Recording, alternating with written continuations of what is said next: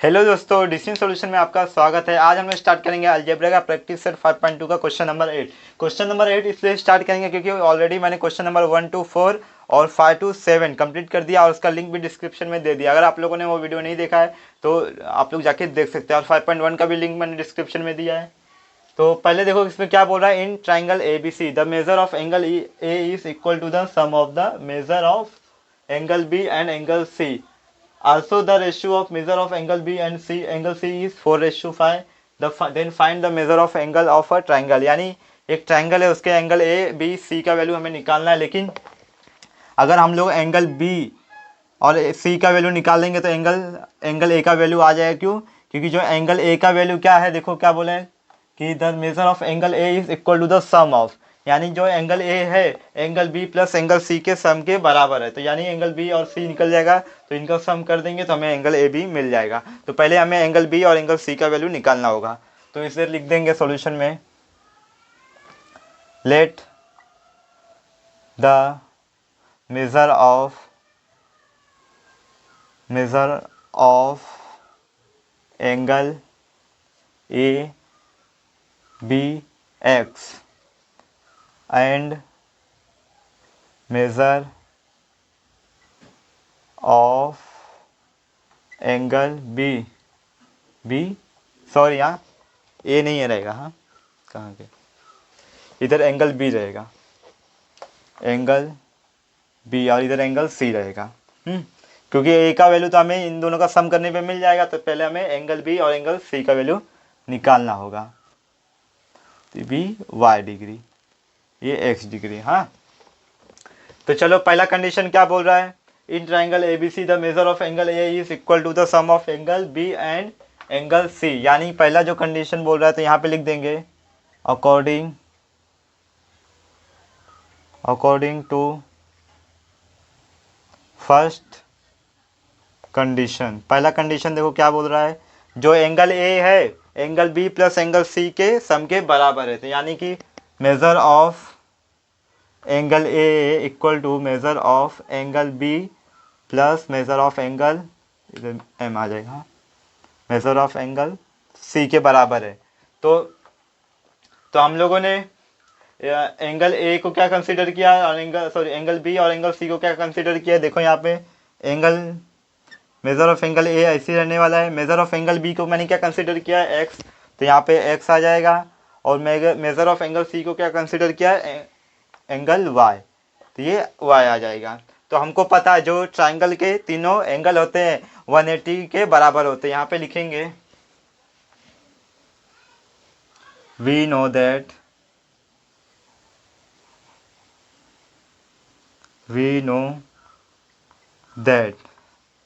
The sum of measure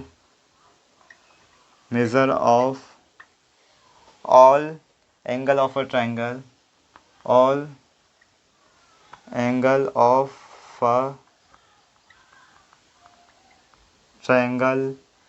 is 180 degree. यानी कि we क्या बोला है, we know that the sum of the measure of all angle of a triangle is 180 degree. यानी कि जो ट्राइंगल के तीनों एंगल होते हैं 180 डिग्री के बराबर है। तो तीनों एंगल कौन कौन से है, angle A plus angle B plus angle C. तो एक मिनट, हाँ एक गड़बड़ हो गया, मेजर रहेगा, हाँ मेजर ऑफ एंगल ए। तो क्या हो जाएगा, therefore measure of angle A plus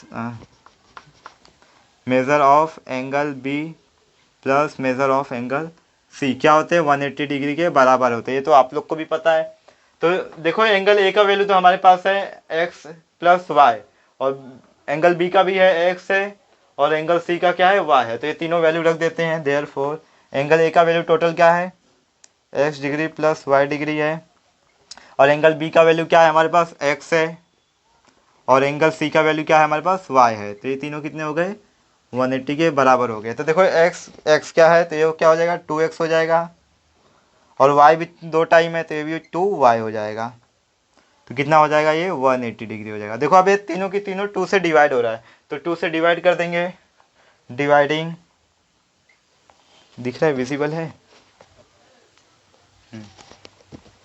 तो इधर साइड में करता हूँ मैं।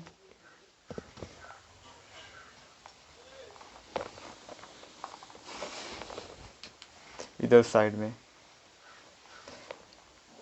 Dividing by 2 on both side. अब दोनों साइड अगर 2 से मैं डिवाइड करता हूँ तो क्या हो जाएगा, यहाँ x बचेगा, यहाँ y बचेगा।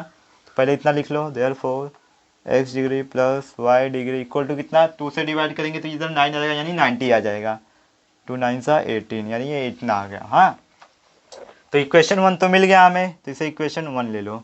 अब आते कंडीशन 2 पे, तो यहाँ पे लिखेंगे according to second condition. Second condition क्या बोल रहा है, देखो यहाँ पे, also the ratio of measure of angle B and angle C is 4:5, यानी कि एंगल बी और एंगल सी का रेशियो कितना दिया है, 4:5। तो एंगल बी क्या माना है हम लोगों ने, x माना है, और एंगल सी क्या माना है, y माना है। तो इनका रेशियो क्या आ रहा है, 4, यानी रेशियो अगर मैं क्या हो जाएगा, डिवाइड में आ जाएगा, 4/5 आ जाएगा, इसी आ जाएगा। देखो x क्या है, b का मैंने माना है, और एंगल c को मैंने y माना है, तो इनका रेशियो क्या आया यहाँ पे, 4:5, तो वही लिख दिया मैंने 4/5। अब इनका क्रॉस मल्टीप्लाई होगा, ये हो जाएगा 5x इक्वल टू ये हो जाएगा 4y। ये 5x प्लस 4y हो गया। अब क्या करो, 4y को यहाँ ले लो, 5x ऐसे रहेगा, माइनस 4y हो जाएगा, इक्वल टू 0 हो जाएगा। अब इसे इक्वेशन 2 ले लो। चलो, अब दोनों इक्वेशन हमारे पास रेडी हो चुका है, लेकिन देखो यहाँ पे, हाँ, कि किसी भी वेरिएबल का कोऑर्डिनेट सेम नहीं है, तो सेम किया जा सकता है। कैसे किया जा सकता है, देखो यहाँ पे 4 है, तो 4 से मल्टीप्लाई करेंगे तो y सेम हो जाएगा, या फिर दूसरा ऑप्शन है 5 से मल्टीप्लाई करके x को सेम किया जा सकता है, x के कोऑर्डिनेट को। लेकिन हम लोग क्या करते हैं, 4 से मल्टीप्लाई करते हैं। तो इक्वेशन 1 में 4 से मल्टीप्लाई करते हैं, लिखेंगे multiply by 4 in equation 1। Equation 1 में अगर 4 से मैं मल्टीप्लाई करता हूँ तो क्या हो जाएगा, ये 4x हो जाएगा, प्लस ये 4y हो जाएगा, 4 9 ज़ा 36, ये कितना हो जाएगा, 360 हो जाएगा। अब इसे इक्वेशन 3 ले लो। अब देखो ये सेम हो गया। अब मैंने आपको पहले ही बताया यहाँ पे क्या है, माइनस है और यहाँ पे प्लस है, तो आपको पहले ही बताया अगर डिफरेंट साइन रहेगा, अलग अलग साइन रहेगा, तो क्या करेंगे हम लोग, एडिशन करेंगे, और सेम सेम रहता तो क्या करते हैं, सब्ट्रैक्शन करते। लेकिन यहाँ पे क्या अलग अलग है, डिफरेंट है, तो क्या करेंगे, एडिशन करेंगे। तो यहाँ पे लिखेंगे एडिंग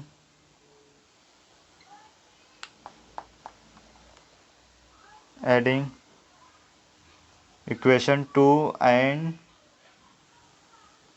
3, 2 और 3 को ऐड करेंगे तो क्या होगा, इक्वेशन 2 क्या है हमारा, 5x minus 4y equal to 0, और इक्वेशन 3 है हमारा 4x plus 4y equal to 360। अब ऐड करेंगे तो यहाँ पे प्लस, यहाँ पे प्लस, यहाँ पे प्लस। तो पहले देखो ये माइनस और ये प्लस से 4y कैंसिल हो गया, तो ये कितना हो जाएगा, 9x हो जाएगा। कितना हो जाएगा, 9x। अब यहाँ पे ये 360 है तो 360 रहेगा, क्योंकि 0 और 360 ही रहेगा। इतना तो हो गया। अब आगे सॉल्व करते हैं, यहाँ से करता हूँ अब ये 9x और 360 है, तो 9 को यहाँ ट्रांसफर करेंगे तो डिवाइड में आ जाएगा, यानी देयरफॉर x इक्वल टू क्या आ जाएगा, 360 डिवाइड बाय 9। अब x से डिवाइड करेंगे तो 9 4 जा 36, यानी यहाँ कितना आ जाएगा, 40, यानी x का वैल्यू कितना आ गया हमारे पास, 40 डिग्री आ गया। अब y का निकालेंगे, तो y का निकालने के लिए किसी भी एक इक्वेशन में रख देते हैं इसे। तो इक्वेशन कहाँ पे है हमारा, यहाँ पे, तो इसे मैं इक्वेशन 1 में रखता हूँ। तो यहाँ पे लिखेंगे putting x equal to 40 in equation 1। Equation 1 में रखो, क्या है इक्वेशन 1, x का वैल्यू क्या है, 40, तो 40 रहेगा, प्लस y डिग्री ऐसे रहने वाला है, और इक्वल टू 90, y डिग्री ऐसे ही रहेगा।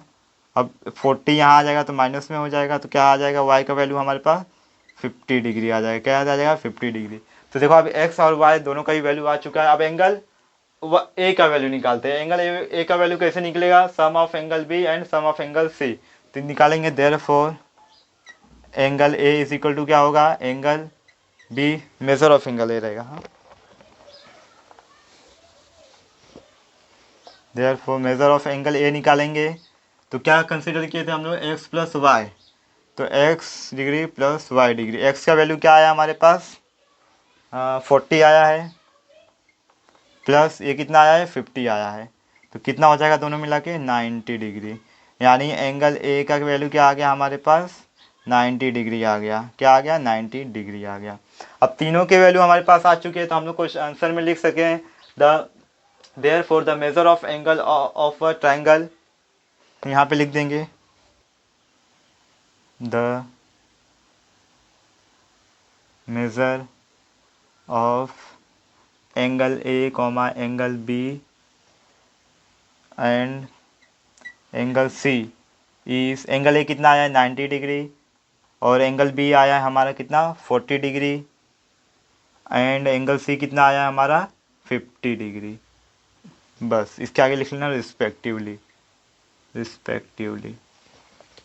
एंगल ए है 90 डिग्री, एंगल बी है 40 डिग्री और एंगल सी है हमारा 50 degree. Question number 9, divide a rope of length 560 centimetre into two parts such that twice the length of the smaller part is equal to 1/3 of the larger part, then find the length of the larger part। यानी कि एक रस्सी है जिसका length कितना है 560 centimetre, कितना है 560 सेंटीमीटर। इसे दो पार्ट में डिवाइड किया जाता है, एक स्मॉलर पार्ट और दूसरा लार्जर पार्ट। मान लो स्मॉलर पार्ट x हो गया यहाँ से यहाँ तक और जो लार्जर पार्ट है वो y हो गया। हाँ, इसके बाद क्या बोला है वो, then find the length of the larger part, यानी कि हमें ये लार्जर पार्ट का लेंथ कितना है वो फाइंड आउट करने का। तो आइए सॉल्व करके मैं दिखाता हूँ डायरेक्ट आपको। तो सॉल्यूशन में क्या करोगे, पहले late length of the rope of smaller part, late length of the rope of smaller part, smaller part, smaller part का लेंथ कितना मान लिया, स्मॉलर पार्ट भी x। क्या माना मैंने, let the length of the rope of smaller part भी x and larger part का y मान लेता हूँ, and larger part of the length B y।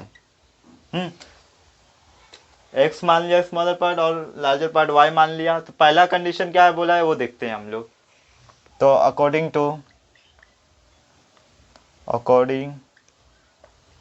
To first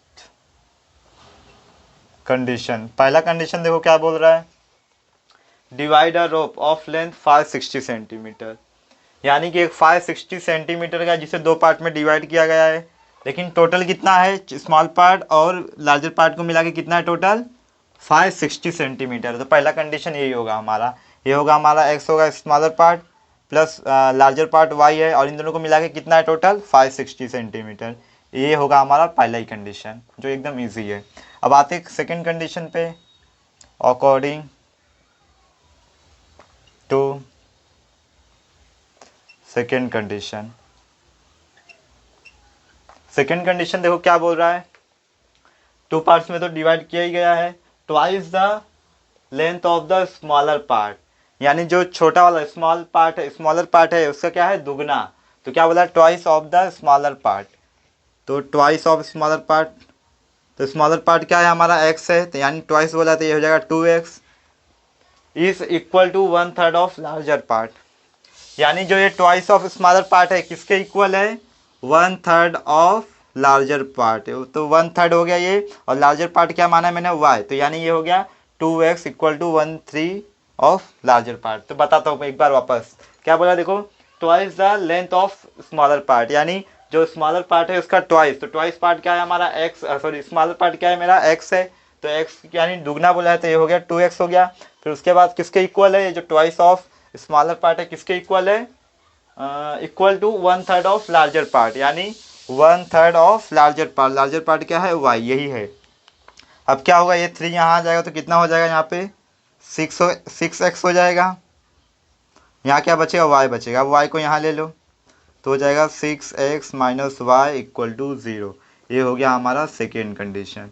तो चलो अभी क्या है कुछ, हाँ कोऑर्डिनेट सेम है, वाई वाला कोऑर्डिनेट सेम है। तो अब देखो अगर डिफरेंट डिफरेंट साइन है, अलग अलग साइन है, तो क्या करते हैं हम लोग हमेशा एडिशन करते हैं। हाँ एडिशन करते हैं। तो इक्वेशन 1 और 2 ऐड करेंगे, ये मैंने आपको पहले ही बताया है। तो अभी इसको मैं इरेज कर देता हूँ।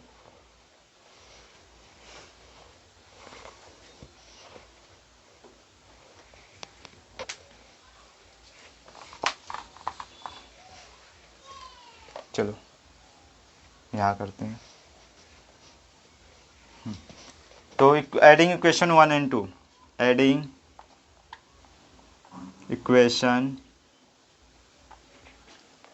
1 एंड 2, 1 और 2 को ऐड करेंगे तो इक्वेशन 1 क्या है हमारा, x plus y equal to 560 है। और इक्वेशन 2 क्या है हमारा, 6x minus Y equal to 0 है। अब ऐड करेंगे प्लस प्लस प्लस, अभी देखो ये प्लस हो जाएगा, कितना हो जाएगा, 7x हो जाएगा, ऐड हो जाएगा। और ये वाई कैंसिल होगा, क्यों कैंसिल होगा, क्योंकि माइनस प्लस माइनस ही होगा।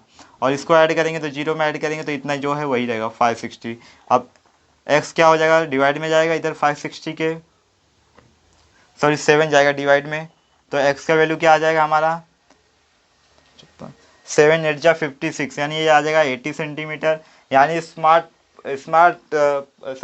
पार्ट का जो लेंथ है वो कितना है, 80 सेंटीमीटर है। कितना है, 80 सेंटीमीटर। ये कितना था टोटल, 560 था, जिसमें से इधर से डिवाइड किए तो कितना आता है, ये x था और ये y था। ये कितना आ गया अभी हमारा, 80 सेंटीमीटर। अभी y निकालने का है हमें।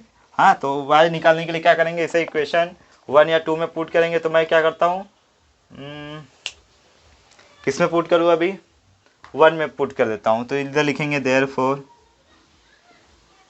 पुटिंग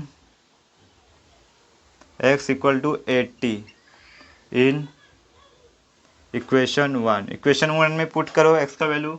इक्वेशन 1 क्या है, x, तो क्या आ जाएगा, x के प्लस पे 80 प्लस y ऐसे रहने वाला है, ये 560 भी ऐसे रहने वाला है। अब 80 वहाँ जाएगा तो माइनस हो जाएगा, तो y का वैल्यू क्या आ जाएगा हमारा, 560 माइनस 80 माइनस करो तो हो जाएगा 480। यानी कि जो बड़ा पार्ट है, लार्जर पार्ट है, उसका लेंथ कितना है, 480 सेंटीमीटर। कितना आया, 480 सेंटीमीटर। तो यहाँ पे लिखेंगे फाइनल आंसर में, साइड में लिख दो therefore the length of larger part, the length of larger part of the rope is क्या है, 480 centimetre. Question number 10. In a competitive examination, there were 60 questions. The correct answer would carry 2 marks and for incorrect answer 1 marks would be subtracted. यानी एक examination है, competitive examination, उसमें total 60 question है, जिसमें से अगर आप सही जवाब दोगे तो आपको 2 मार्क्स मिलेंगे, अगर एक गलत जवाब दिए तो 1 मार्क्स आपके कट जाएंगे। तो फिर उसके बाद क्या, Yashwant had attempt all the question and he got 90 marks. तो यशवंत नाम का एक लड़का है, उसने क्या किया, सारे के सारे क्वेश्चन अटेम्प्ट किए और उससे टोटल 90 मार्क्स मिले। तो हमको बताना then how many question he got wrong, यानी उसने कितने क्वेश्चन रॉन्ग किए हैं ये हमें बताना है। तो आइए, तो यहाँ पे पहले ले लो, let us suppose that Yashwant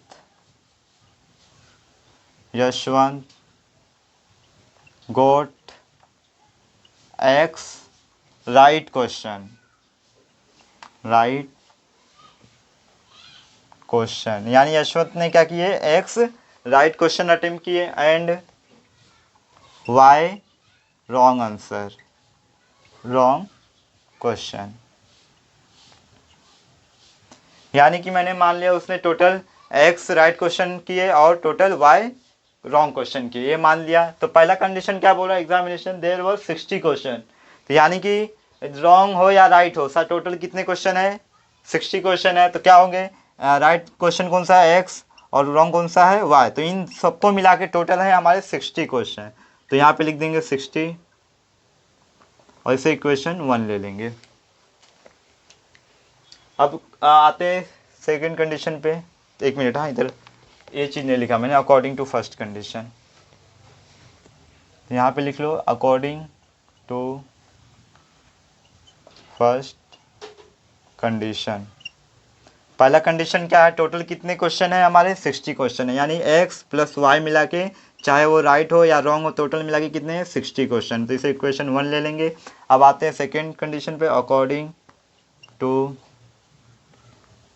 second condition. Second condition में क्या बोल रहा है देखो, the correct answer would carry 2 marks. अगर आप सही जवाब दोगे तो आपको 2 मार्क्स मिलेंगे, राइट क्वेश्चन अटेंड करेंगे तो राइट क्वेश्चन कौन सा है हमारा, एक्स है, यानी कितना एक्स को मल्टीप्लाई 2 में करेंगे, क्यों, क्योंकि 2 मार्क्स मिल रहा है राइट वाले पे, तो ये 2x हो जाएगा, कितना हो जाएगा 2x हो जाएगा। फिर उसके बाद क्या बोला है, इनकरेक्ट आंसर 1 मार्क्स। अगर इनकरेक्ट यानी रॉन्ग आंसर दोगे तो आपका 1 मार्क्स कम होगा। तो वन रॉन्ग वाला क्वेश्चन कौन सा है, वाई, तो इसका मल्टीप्लाई 1 में करोगे तो वाई रहेगा। तो कितना कटने वाला है, 1 मार्क्स कटने वाला है, यानी वाई कटने वाला है। और इन दोनों को मिला के ये सारे अटेम्प्ट करने के बाद उसको टोटल कितने मार्क्स मिले हैं, 90 मार्क्स मिले हैं।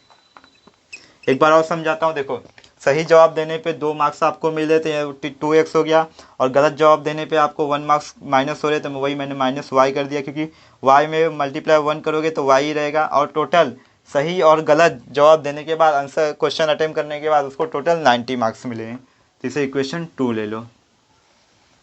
कोऑर्डिनेट देखो सेम है y का, तो क्या करेंगे, माइनस, इधर प्लस है इधर माइनस है, यानी अलग अलग साइन है, तो हम लोग क्या करेंगे, ऐड करेंगे। तो इधर लिख देंगे एडिंग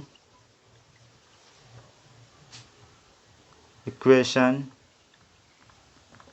1 एंड 2, और 1 और 2 को ऐड करो तो x plus y equal to 60 हो जाएगा, और ये हो जाएगा 2x minus Y equal to 90। 1 और 2 को ऐड करेंगे तो ये प्लस, यहाँ भी प्लस, यहाँ भी प्लस, तो ऐड करो अब, ये हो जाएगा टोटल 150। वाई वाई कैंसिल हो जाएगा, क्योंकि माइनस प्लस माइनस ही होगा, ये 3x हो जाएगा।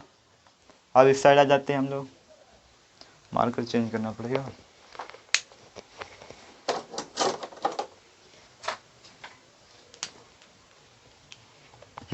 अब ये क्या होगा, 3 यहाँ पे जाएगा डिवाइड में, तो यहाँ देयरफॉर x इक्वल टू क्या हो जाएगा हमारा, यार मार्कर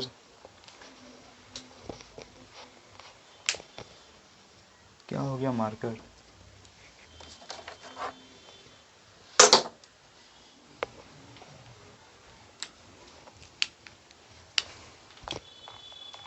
x इक्वल टू क्या हो जाएगा हमारा 150 डिवाइड बाय कितना है 3।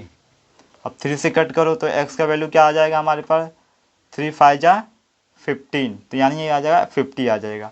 तो यानी उसने क्या रे 50 क्वेश्चन राइट अटेम्प्ट किए, यानी सही जवाब दिया है 50 क्वेश्चन का। तो हमें क्या चाहिए, रॉन्ग वाला चाहिए, तो रॉन्ग के लिए क्या करेंगे, x का वैल्यू हम लोग किसी भी इक्वेशन में रख सकते हैं, तो मैं इक्वेशन 1 में रखता हूँ। तो यहाँ पे लिखूंगा पुटिंग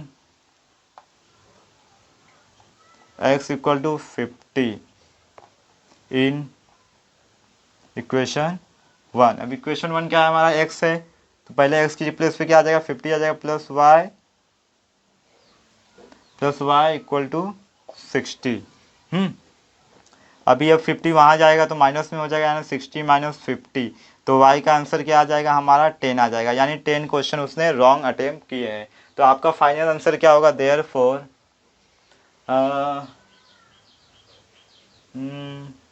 यशवंत, लिख दो डायरेक्ट यशवंत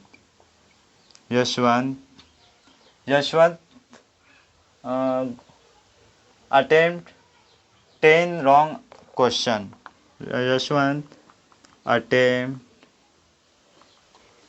10 रॉन्ग क्वेश्चन हो गया।